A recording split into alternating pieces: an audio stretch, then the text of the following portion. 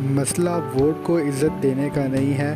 سب جانتے ہیں کہ ووٹ کی عزت کو پامال کرنے اور عوامی مینڈیٹ چوری کرنے والے کون ہیں۔ اگر یہ مسئلہ حل نہیں کیا جاتا تو الیکٹرانک ووٹنگ مشینیں بھی آر ٹی ایس بن جائیں گی۔ قائد نون لیگ اور سابق وزیر اعظم کا ٹویٹ۔ اسلام آباد مسلم لیگ نون کے قائد اور سابق وزیر اعظم محمد نواز شریف نے کہا کہ مسئلہ انتخابی اصلاحات نہیں، ووٹ کو عزت دینے کا ہے۔ سب جانتے ہیں کہ ووٹ کی عزت کو پامال کرنے اور عوامی مینڈیٹ چوری کرنے والے کون ہیں۔ ووٹ کی چوری کا مسئلہ حل نہیں کیا جاتا تو الیکٹرانک ووٹنگ مشینیں بھی آر ٹی ایس بن جائیں گی۔ انہوں نے ٹویٹر پر اپنے بیان میں کہا کہ مسئلہ انتخابی اصلاحات نہیں، ووٹ کو عزت دینے کا ہے۔ سب جانتے ہیں کہ ووٹ کی عزت کو پامال کرنے اور عوامی مینڈیٹ چوری کرنے والے کون ہیں۔ اگر یہ مسئلہ حل نہیں کیا جاتا تو الیکٹرانک ووٹنگ مشینیں بھی آر ٹی ایس بن جائیں گی۔ انتخاب میں دھونس دھاندلی کے ذرائع فتح کو شکست اور شکست کو فتح میں بدلنے کا راستہ بند کرو۔ اسی طرح مسلم لیگ نون پنجاب کے صدر رانا ثناءاللہ نے کہا کہ قوم کو الیکٹرانک ووٹنگ مشین کی نہیں، ڈالر بنانے والی علیمہ باجی کی سلائی مشین کی ضرورت ہے۔ عوام بے روزگار ہے، مہنگائی کی چکی پس پس رہی ہے اور چور کرپٹ نالائق اور نااہل مداری الیکٹرک ووٹنگ مشینیں کی قوالی کر رہے ہیں۔ سلیکٹر نے عوام کو ریلیف نہیں دینا کیونکہ انہوں نے الیکٹرک ووٹ مشین کے ووٹ لینے کا فیصلہ کیا ہے۔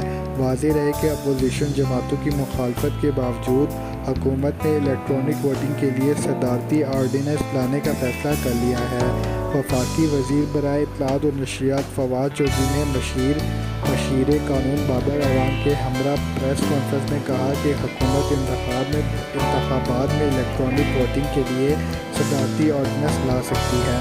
انتخابی اصلاحات کمیٹی میں زبردست کام ہے۔ الیکشن کمیشن نے سخت شرائط لگائی تھی جو انجینئرز نے پوری کی، جبکہ الیکٹرانک ووٹنگ مشین کو مرحلہ وار چیک کیا جا سکتا ہے۔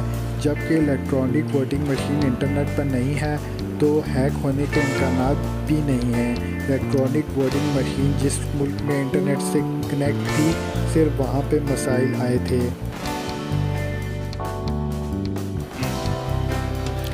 پاکستان مسلم لیگ نون کے قائد اور سابق وزیر اعظم محمد نواز شریف نے کہا کہ مسئلہ انتخابی اصلاحات نہیں، ووٹ کو عزت دینے کا ہے۔ سب جانتے ہیں کہ ووٹ کی عزت کو پامال کرنے اور عوامی مینڈیٹ چوری کرنے والے کون ہیں۔ ووٹ کی چوری کا مسئلہ حل نہیں کیا جاتا تو الیکٹرانک ووٹنگ مشینیں بھی آر ٹی ایس بن جائیں گی۔ انہوں نے ٹویٹر پر اپنے بیان پر کہا کہ مسئلہ انتخابی اصلاحات نہیں، ووٹ کو عزت دینے کا ہے۔ سب جانتے ہیں کہ ووٹ کی عزت کو پامال کرنے اور عوامی مینڈیٹ چوری کرنے والے کون ہیں۔ اگر یہ مسئلہ حل نہیں کیا جاتا تو الیکٹرانک ووٹنگ مشینیں بھی آر ٹی ایس بن جائیں گی۔